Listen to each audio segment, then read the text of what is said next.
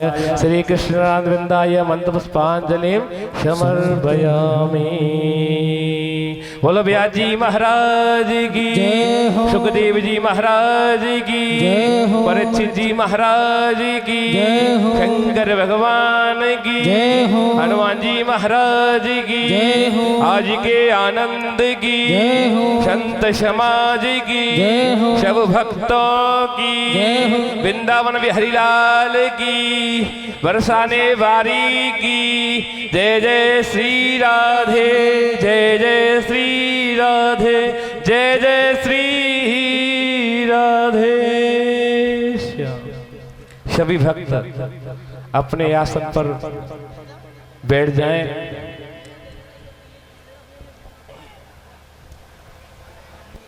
श्री राधे, श्री राधे, राधे राधे, श्री राधे, राधे राधे, श्री राधे।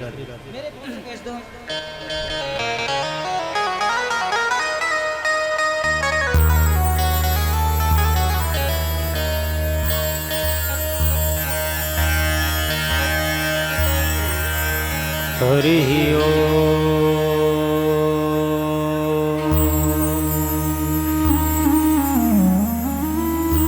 गणनाथ सरस्वती रवि शुक्र बृहस्पति पनाम्बरादरुण बिंब फलाधरोष्ठा पूर्णेन्दु सुंदर मुखादरविंद नेत्रा कृष्णात् परं किमपि तत्त्वमहं न जाने।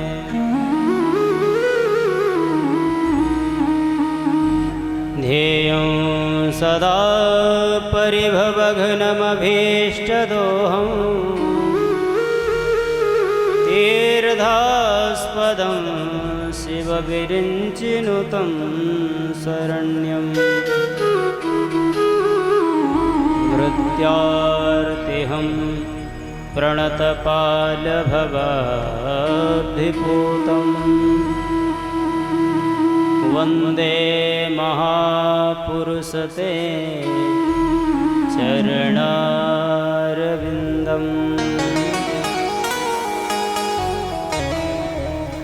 त्यक्त्वा सदुस्त्यज सुरेप्सितराज्यलक्ष्मी धर्मिष्ठार्यवचसा यदगादरण्यम्। मायामृगं दयितयेप्सितमन्वधाव वन्दे महापुरुषते चरणारविन्दम्।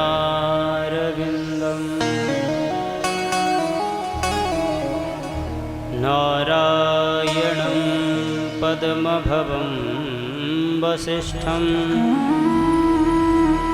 शक्तिं च तत्पुत्रपराशरं च व्यासं सुकं गौडपदं महान्तम्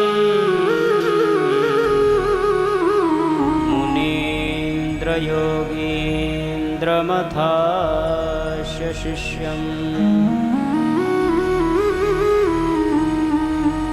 अतुलितबलधामं स्वर्णशैलाभदेहं तनुजवनुकृशानं ज्ञानिनामग्रगण्यम्।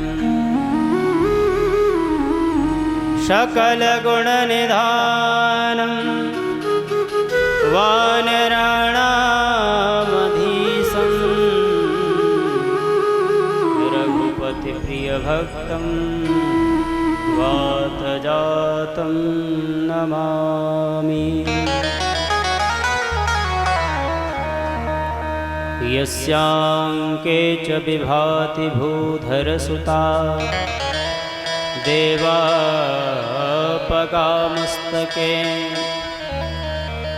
भाले बाल विधुर्गले च गरलं यस्योरसिव्यालरा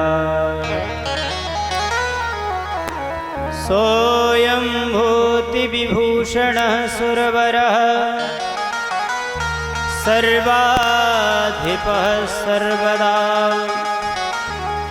सर्वः सर्वगतः शिवः शशिनिभः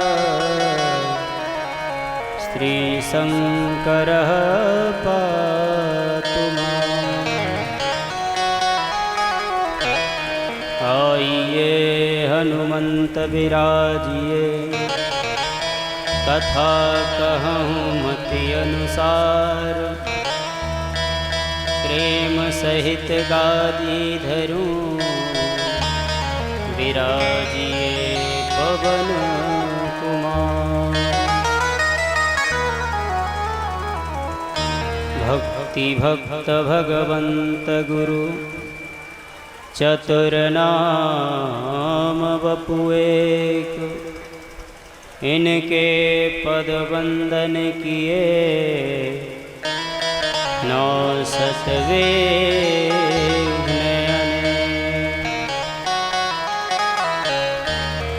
जय जय श्री राधा रमण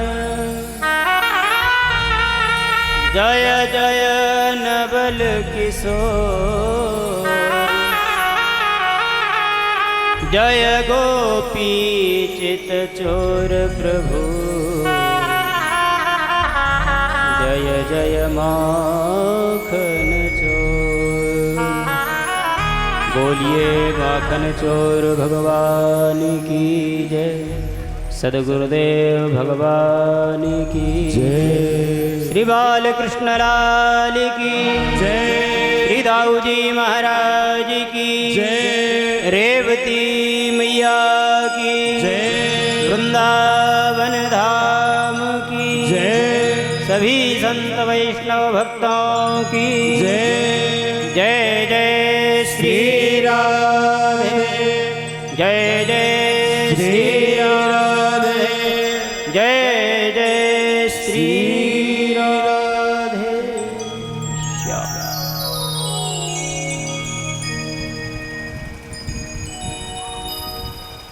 परम मंगलमय परात्पर अखिलेश्वर अकारण करुणा वरुणालय भक्तवांछित कल्पतरु तड़िद्युत विनिंदित पीतांबरधारी नंदनंदन ब्रजेंद्रनंदन यशोदानंदन श्री बालकृष्णलाल की वांगमयी प्रतिभूति श्रीमद्भागवत सप्ताह ज्ञान यज्ञ के चरणों में प्रणाम करते हुए और समुपस्थित सभी संत वृंदों के चरणों में प्रणाम करते हुए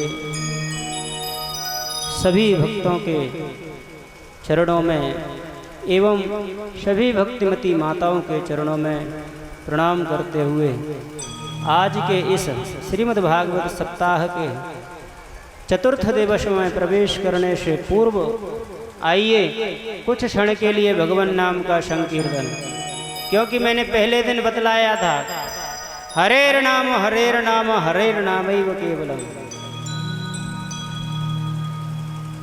भगवान नाम का संकीर्तन ही इस कलिकाल में मनुष्य के जीवन का मुख्य उपाय है।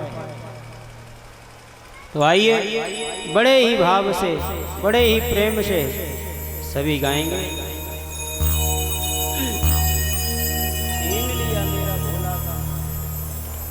श्री राधे। छीन लिया मेरा भोला समन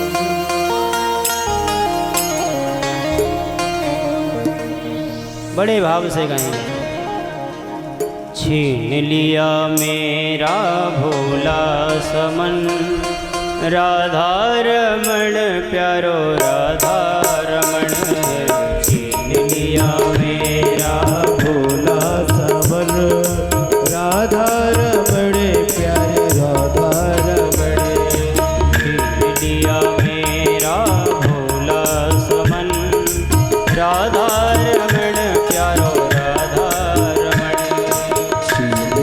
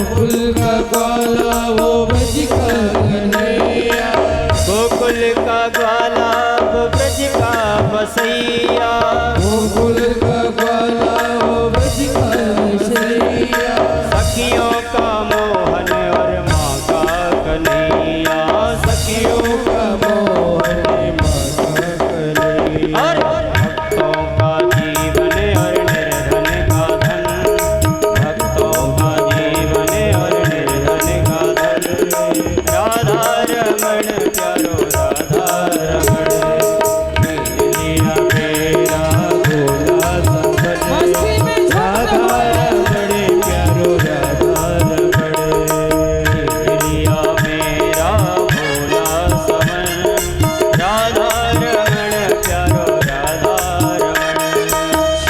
लिया मेरा भोला समन, राधा रमण प्यारो राधा रमण। हरि बोल।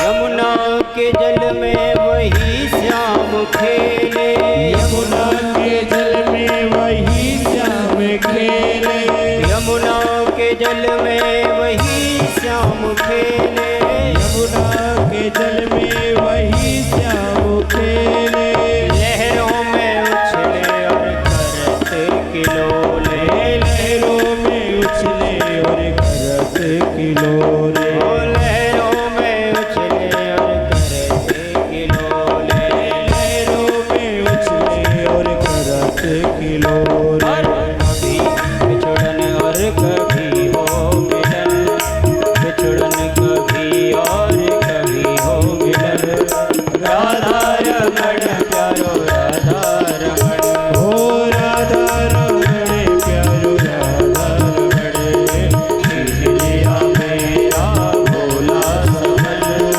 राधा रमण प्यारो राधा रमण। हो राधा रमण प्यारो राधा रमण। जय हो।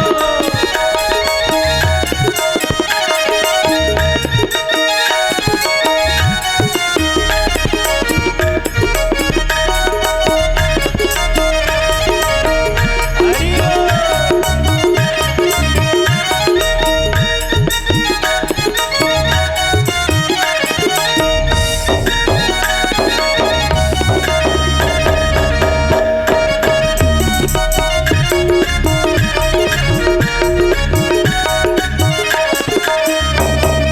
जा करके देखा वो मंदिर के अंदर, जाकर के देखा वो मंदिर के अंदर, जाकर के देखा वो मंदिर के अंदर, जाकर के देखा मंदिर के अंदर, घट घट के अंदर वही श्याम सुंदर, घट घट के अंदर वही श्याम सुंदर, घट घट के अंदर वही श्याम सुंदर, घट घट के अंदर वही श्याम सुंदर।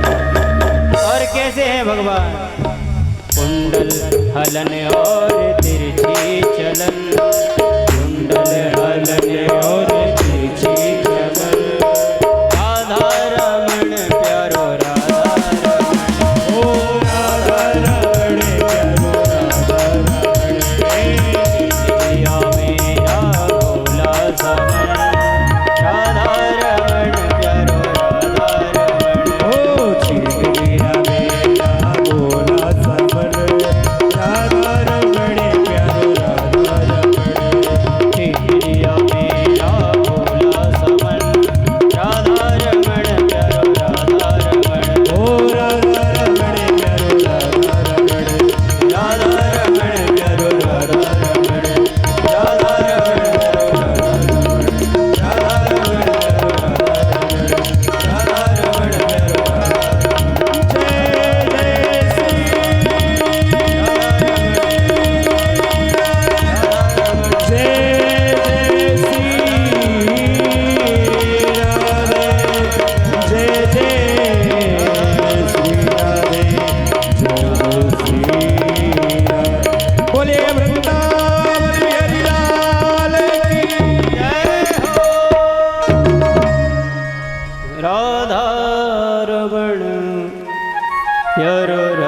राधा रमण।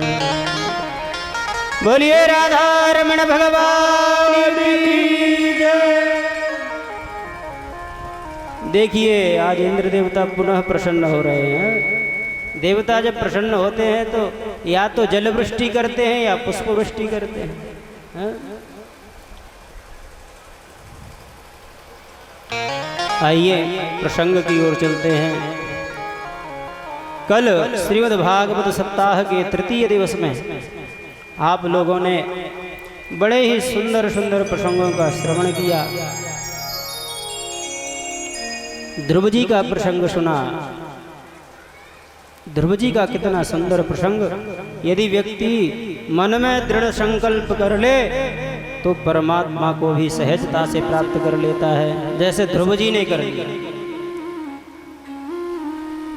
प्रहलाद चरित्र आपने श्रवण किया। व्यक्ति जिस मार्ग पे चल जाए उस मार्ग को कभी छोड़े नहीं। प्रहलाद जी महाराज ने भगवान की भक्ति की तो अनेकों परेशानियां सामने हुई, है? परंतु उन्होंने भगवान के नाम को कभी त्यागा नहीं, छोड़ा नहीं। और अंत में क्या हुआ? भगवान स्वयं पधारे, दर्शन दिए। तो ऐसी सुंदर लीलाओं का आप लोगों ने कल श्रवण किया। आज सप्तम स्कंद की कथाएं आपने श्रवण की। आज अष्टम स्कंद में प्रवेश करते हैं। अष्टम स्कंद में मनवंतरों की कथाएं हैं। 14 प्रकार के मनवंतर हैं।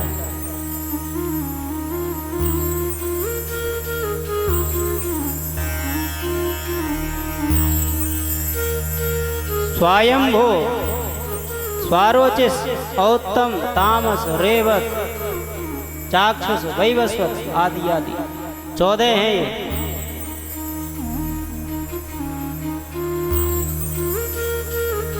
एक मनवंतर में 72 चतुर्युगी लगभग बीत जाती है। एक मनवंतर में 72 चतुर्युगी, चारों युग 72 बार जो है बीत जाते हैं, तब एक मनवंतर होता है। और प्रत्येक मनवंतरों में भगवानों के अवतार होते हैं। एक बार चाक्षुष मनवंतर में प्रभु ने गज का ग्राह से उद्धार किया। भगवान ने हरि का अवतार धारण किया। परीक्षित जी ने कहा, महाराज इस कथा को आप हमें विस्तार से सुनाइए। तब श्री सुखदेव जी महाराज कथा श्रवण करा रहे हैं। आसीद गिरिवरो राजस्त्रिकूट इति विस्तृता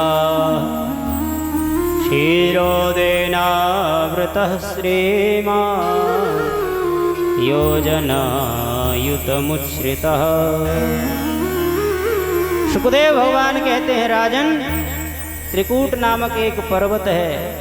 उस पर्वत पर एक गजराज अनेक हथनियों के झुंड में रहता है और उनके साथ विहार किया करता है। इतना बलशाली था कि सिंह भी इससे भय खाते थे, शेर भी इससे डरते थे। इतना बलशाली वह है गजराज। यद गंधमात्रा धरयो गजेंद्रा।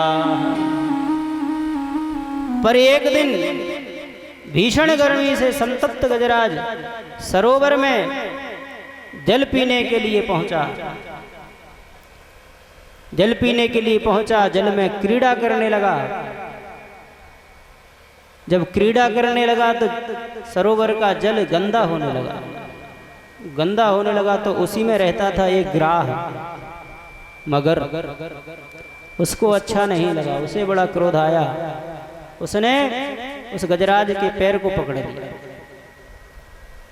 पहले तो गजराज ने ध्यान नहीं दिया, वो लगता है किसी ने ऐसे ही पैर पकड़ लिया। उसे पता नहीं है कि किसका पैर है। पता चलेगा तो छोड़ देगा अपने आप। परंतु उसने जोर लगाया, छुड़ाने का प्रयास किया, परंतु पैर नहीं छूटा। अपना पूरा बल लगा दिया, परंतु पैर गजराज से नहीं छूटा। ग्राह से उसने पैर को मुक्त नहीं कर पाया। उसने परिवार वाले जितने थे वहां पे, जो हथनियां थी, हाथी थे, उसके बच्चे, सभी से उसने प्रार्थना की कि मुझे बचाओ, मुझे खींचो। और सबने कोशिश की, सबने सूंड से सूंड मिला करके उसको खींचा, परंतु ग्राह से उसको मुक्त नहीं कर पाए। अंततो गत्वा इसका सारा परिवार सनई ही सनई वहां से खिसकने लगा, जाने लगा। तब गजराज पुकारने लगा कि हे देवियों, मुझे इस संकट में छोड़कर कहां जा रही हो? हथनियों से कह रहा है। हथनियों ने कहा, महाराज,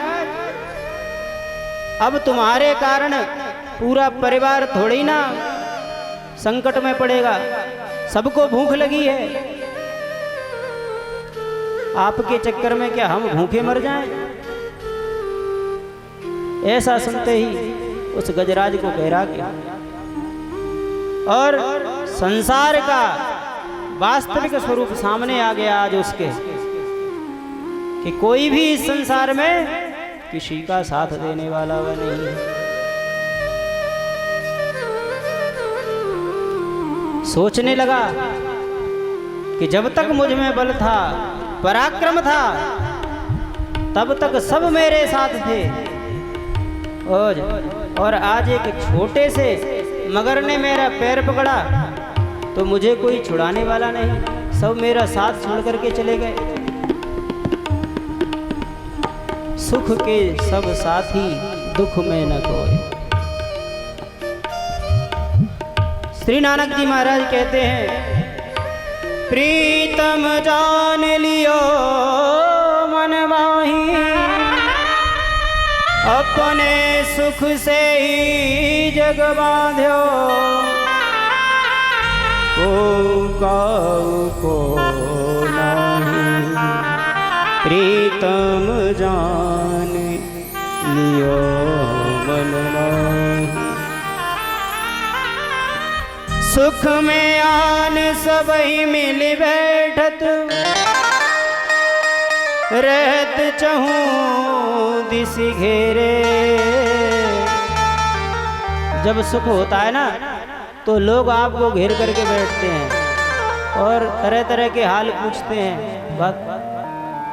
लेकिन जब विपत्ति पड़ती है तो विपत्ति पड़ी सब ही संग छाड़त, हो नयावत मेरे।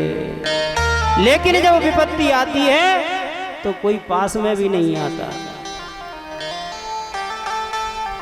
उस गजराज को समझ में आ गया, सारी बात समझ में आ गई।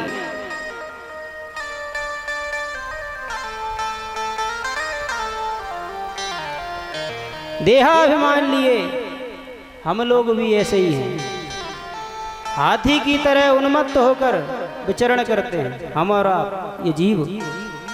इसलिए देह का अभिमान लिए हुए, अभिमान में। परंतु जब मृत्यु रूपी मगर पैर पकड़ता है, काल रूपी, और जब पकड़ता है तो जकड़ता ही चला जाता है, फिर छोड़ने वाला नहीं है।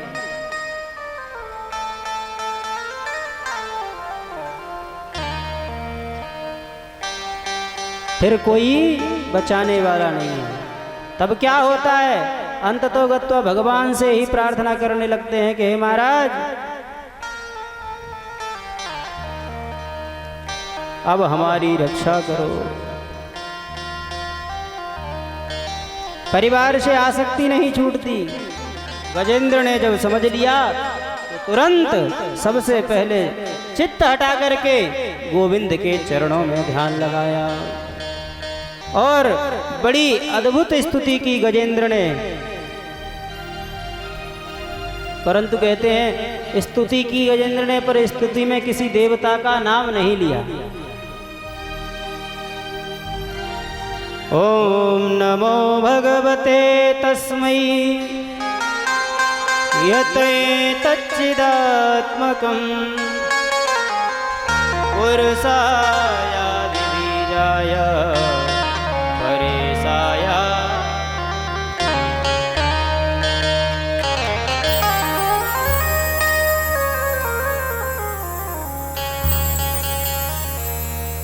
गजेंद्र कहता है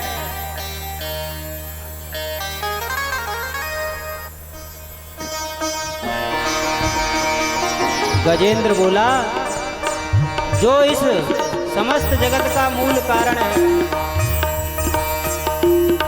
जो समस्त जगत का सृजन पालन और संहरण करने का जो मूल हेतु है, कारण है, उस परम तत्व को मेरा प्रणाम है। पर वह है कौन? परम तत्व कौन है? ये नाम किसी का नहीं लिया इसने, गजेंद्र ने किसी का भी नाम नहीं लिया।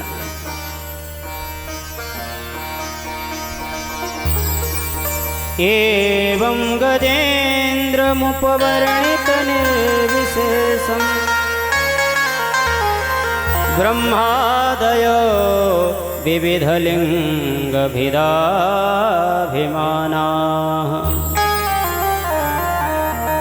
नैते यदोपससृपुर्निखिलात्मकत्वात् तत्राखिलामरमयो हरिराविरासे। ब्रह्मादि देवता सब देख रहे हैं, परंतु विचार कर रहे हैं कि जब हमें पुकारता ही नहीं तो हम दौड़े क्यों दौड़ें। आज मेरे गोविंद ने विचार किया कि इतनी सुंदर स्तुति इस गजेंद्र ने की है, पर नाम किसी का नहीं लिया, तो ये स्तुति मानी किसकी जाए। अंत में प्रभु ने निर्णय लिया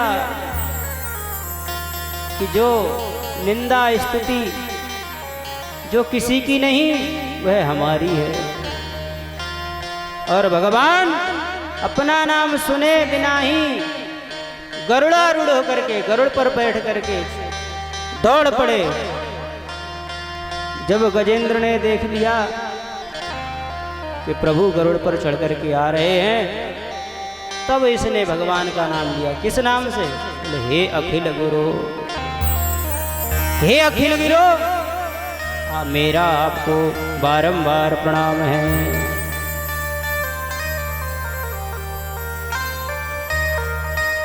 हाथी कही दाए हरि गज को देखि निरास हा उच्चर्यो बैकुंठ में थी हाथी के पास। बैकुंठ में हा का उच्चारण किया और जब थी शब्द बोला तो भगवान गज के सामने उपस्थित है।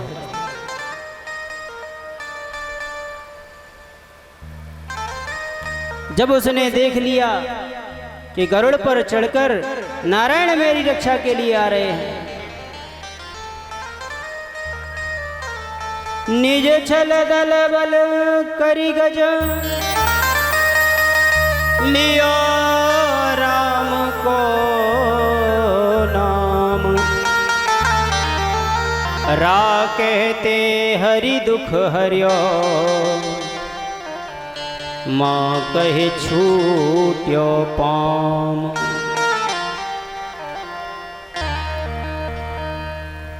भगवान ने गजराज की सूंड को पकड़ा और सूंड पकड़ के बाहर खींच लिया।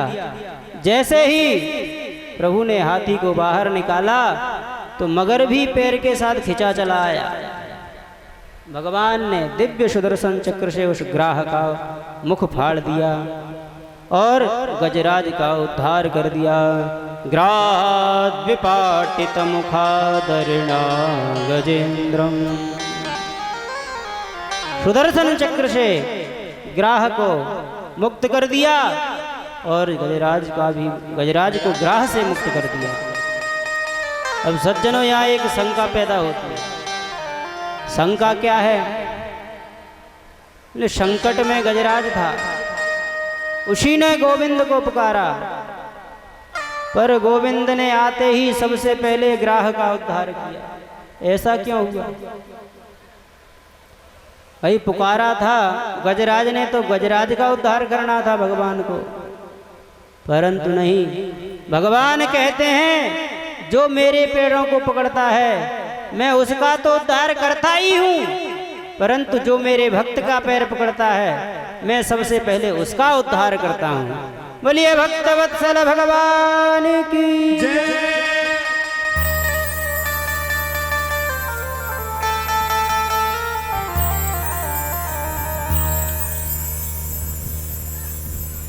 ऐसा सुखदेव भगवान कहते हैं, राजन ये गज और ग्राह दोनों ही पूर्व जन्मों में शापित थे, दोनों को पूर्व जन्मों में श्राप मिला हुआ था। ये जो ग्राह था, मगर जो था, ये पूर्व जन्म में हुहू नाम का गंधर्व था। हा हा हु, इसका काम था लोगों को प्रसन्न करना। एक बार यह सरोवर में स्नान करने आया, वहीं महर्षि देवल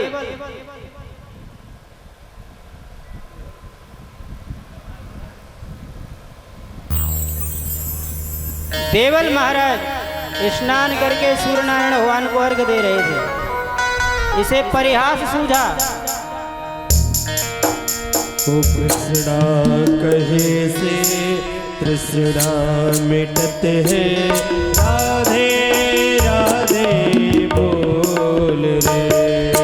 कृष्णा कहे से तृष्णा मिटत है, राधे राधे बोल रे।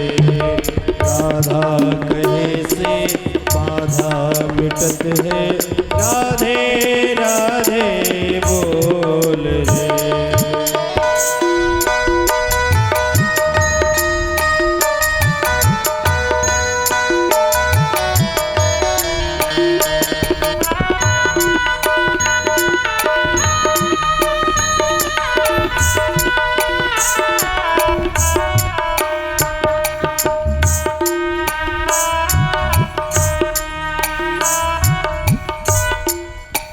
बोलिए बांके बिहारी लाल की जय, श्री हरि भगवान की जय।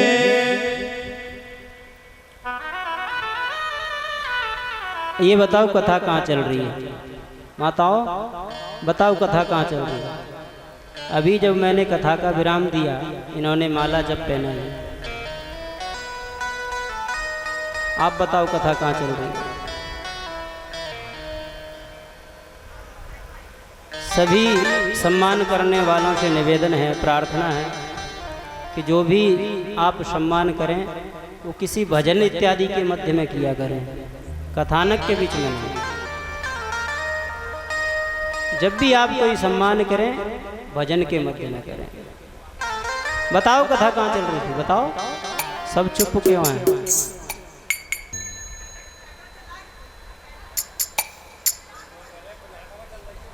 पिनाट में चल रही है? अरे मैं कब कह रहा हूं कि गोवर्धन में चल रही है? पिनाट में ही चल रही है। प्रसंग कहाँ चल रहा था? लग रहा है कोई ध्यान से सुन नहीं रहा। मंच पे चल रहा है। सब ये देख रहे हैं कि हाँ माला कितने की गिर रही है, कैसी गिर रही है। सुखदेव जी महाराज परीक्षित को बतला रहे हैं, परीक्षित ये जो ग्राह था ये हुहू नाम का गंधर्व था। इसका कार्य क्या था? देवताओं को खुश करना। ये जब सरोवर में स्नान कर रहा था, देवल ऋषि उसी सरोवर में स्नान कर रहे थे और सूर्य नारायण भगवान को अर्घ दे रहे थे। जब अर्घ दे रहे थे तो इसको मजाक करने की सूझी, उपहास करने की सूझी। इसने क्या किया? देवल ऋषि का पैर आकर के पकड़ लिया। जो ही इसने देवल ऋषि का पैर पकड़ा, हू करके देवल ऋषि घबरा गए। अरे कौन है? उनके हाथ से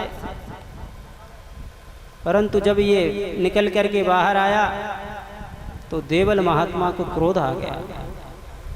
बोले, अरे दुष्ट, मैं यहाँ संध्योपासन कर रहा हूँ और तू मुझे परेशान कर रहा है। जा, पैर पकड़ने की आदत है, इसलिए जा और दर दर पैर ही पकड़ते रहना, जा करके मगर हो जा। तो देवल ऋषि के श्राप के द्वारा यह मगर योनि में प्राप्त हुआ। इसने प्रार्थना की, प्रभु ऐसा मत करो, मुझे तो यही कार्य सौंपा गया है देवताओं को प्रसन्न करने का। तब देवल ऋषि ने कहा, बेटा जा, तू ऐसे ही जब पैर पकड़ता रहेगा ना, तो कभी किसी भक्त के जब पैर पकड़ेगा तो स्वयं भगवान तेरा उद्धार करेंगे।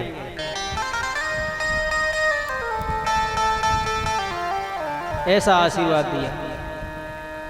विप्रावमन्ता विशतां तमोन्धं यथा गजस्तब्धमते स्वयं।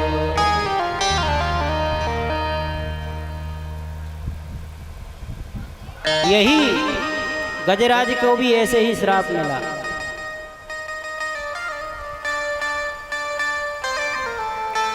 एक राजा बैठे हुए थे अपनी सभा में, वहाँ कुछ संत महात्मा पधारे, परंतु राजा ने खड़े होकर के सम्मान नहीं किया।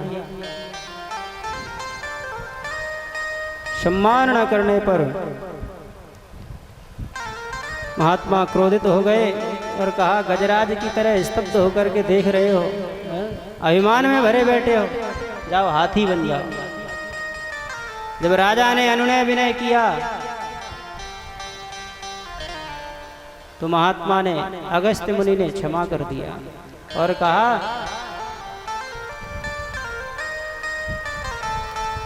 तुम्हारी भक्ति भजन के संस्कार बने रहेंगे पूर्व जन्म के, इसलिए प्राग जन्मन्यनुशिक्षितम्। तो ये पूर्व जन्म की शिक्षा और संस्कार का ही प्रभाव था, जो कुंजर देह हाथी की देह में भी भगवान की स्तुति करने लगा यह गजेंद्र।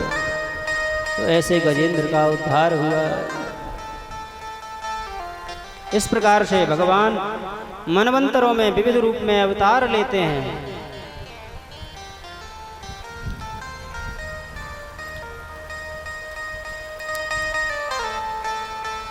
बड़े ही दयालु हैं भगवान, बड़े ही कृपालु हैं। एक बार दुर्वासा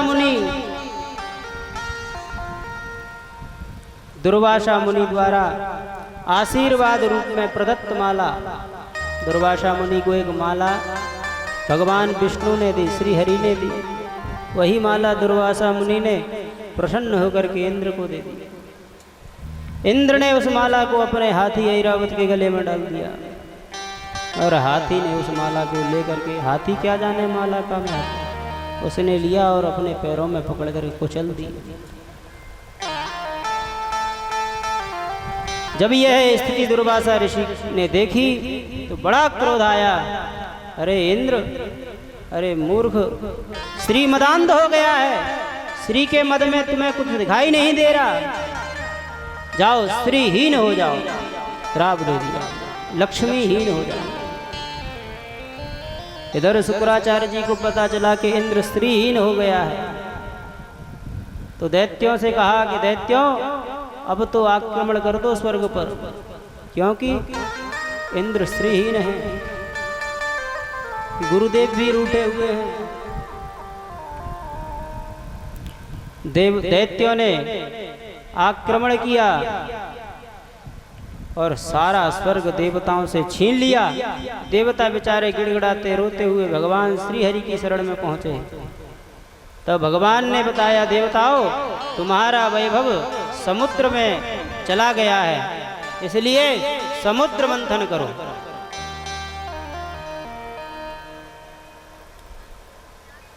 समुद्र मंथन कैसे करें, देवताओं ने पूछा। भगवान बोले, तुम अकेले नहीं कर सकते हो, अतः दैत्यों को साथ में लो। दैत्यों को कैसे लें? अहिमूषकवद्देवा यर्थस्य पदवीं गते। अहिमूषकवद न्याय से। बोले कैसे महाराज? बोले एक सर्प एक बार कहीं से किसी भी प्रकार से पिटारी में बंद था। उस पिटारी के ऊपर चूहा किलोले कर रहा था। सर्प ने देखा ये तो बड़ा आनंद ले रहा है मेरे ऊपर, और अब इस पिटारी से निकला कैसे जाए? इस पिटारी से निकलूं तब इसको ग्रसित करूं, खाऊं। परंतु उसने देखा ऐसे काम नहीं चलेगा। बोले नीति अपनानी पड़ेगी। जैसे ही वह चूहा किलोले कर रहा था तो सर्प ने कहा, अरे मामा जी। चूहा भौचक्का देखता रहा, ये आवाज कहाँ से आई? फिर से सर्प ने आवाज लगाई, अरे मामा जी। बोले हाँ, ये भांजा कौन आ गया? हाँ भैया क्या बात है?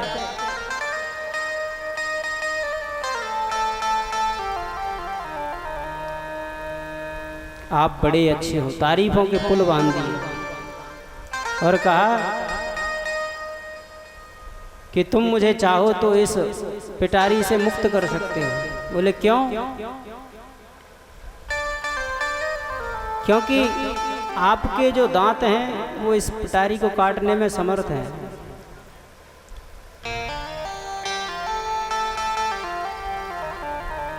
मतलब जो बुद्धिमान लोग होते हैं ना, वो अपना काम निकालने के लिए किसी को भी किसी भी रूप में संबोधन कर सकते हैं। वही किया उसने। चूहे ने पिटारी को काटा और मौका पा करके उसी चूहे को वह सर्प खा गया, उसी न्याय के द्वारा। अरयो पेधन्येया सत्य कार्यार्थ गौरवे अहिमूषकवद्देवा यर्थस्य पदवीं गतैः। कहते हैं ना, विवेकी पुरुष जहां पर जो विवेक काम आता है कार्य सिद्धि के लिए, कि शत्रु को भी राम राम कहकर कार्य बना लेना चाहिए। कोई शत्रु है उससे कार्य बनाना है तो उससे राम राम तो करनी पड़ेगी। देवताओं को बात समझ में आ गई और देवताओं ने दैत्यों के सामने समुद्र मंथन का प्रस्ताव रखा।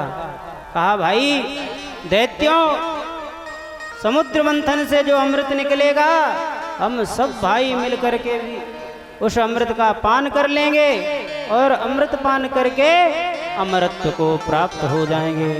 दैत्यों ने कहा वाह, ये तो बात तो बहुत पसंद आई, ये तो तुमने बढ़िया बात बताई, चलो चलते हैं।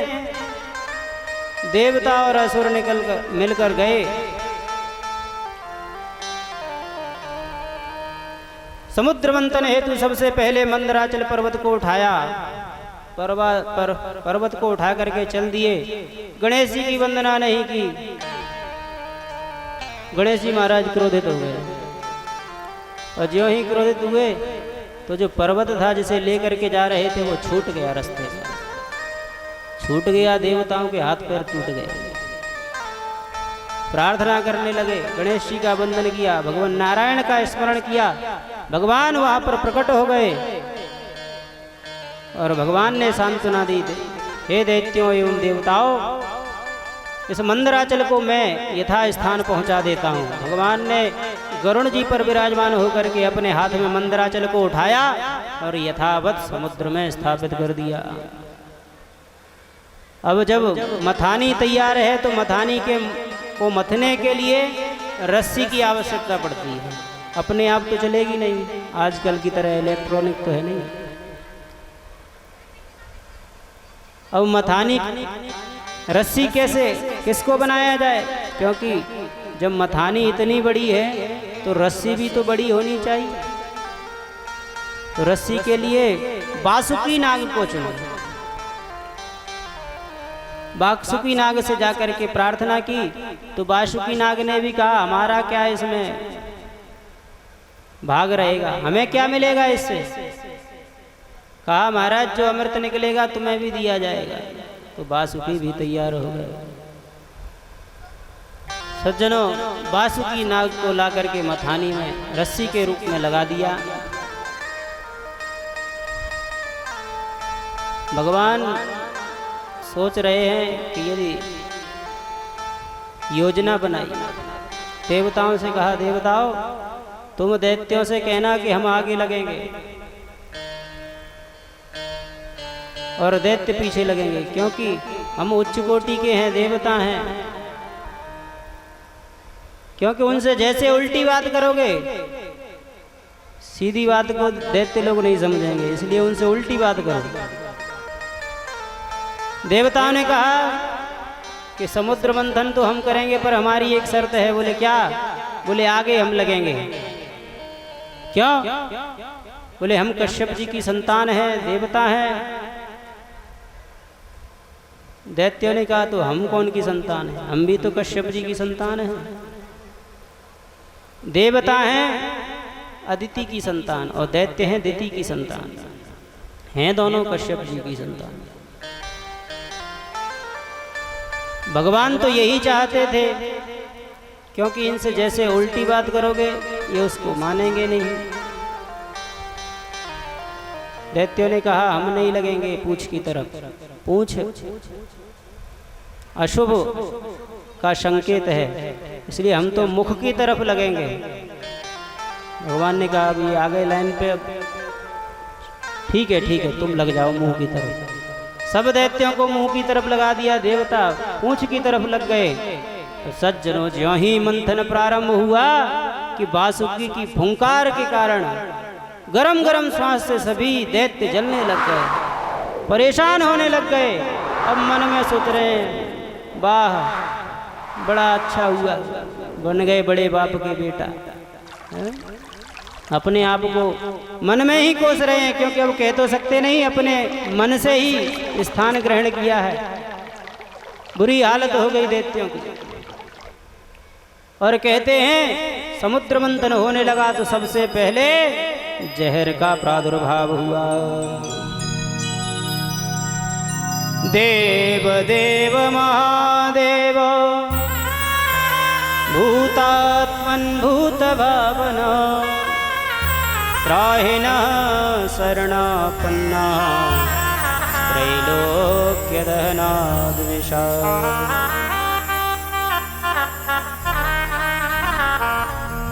जैसे ही समुद्र मंथन हुआ, जहर निकला। अब जहर से सभी व्याकुल होने लग गए। महाराज इस जहर को कौन लेगा, कौन स्वीकार करेगा? ये जहर तो संपूर्ण विश्व को नष्ट करने वाला है। तो सभी ने कहा कि भोलेनाथ की शरण में चलना चाहिए। सभी भोलेनाथ की शरण में पहुंचे और भगवान शंकर से प्रार्थना करने लगे। कहा प्रभु आप इस विष का पान कर लीजिएगा। भगवान भोलेनाथ ने मैया पार्वती से पूछा, भवानी तुम बताओ तुम्हारी क्या इच्छा है? क्या मैं इस जहर का पान कर लूं? मैया दुविधा में पड़ गई, क्या बताऊं? परंतु विवेक से विचार करते हुए माँ ने कहा कि भगवान आप वही कीजिए जिसमें संपूर्ण जगत का कल्याण हो। भोलेनाथ ने कहा क्या मतलब, विष हम पी लें?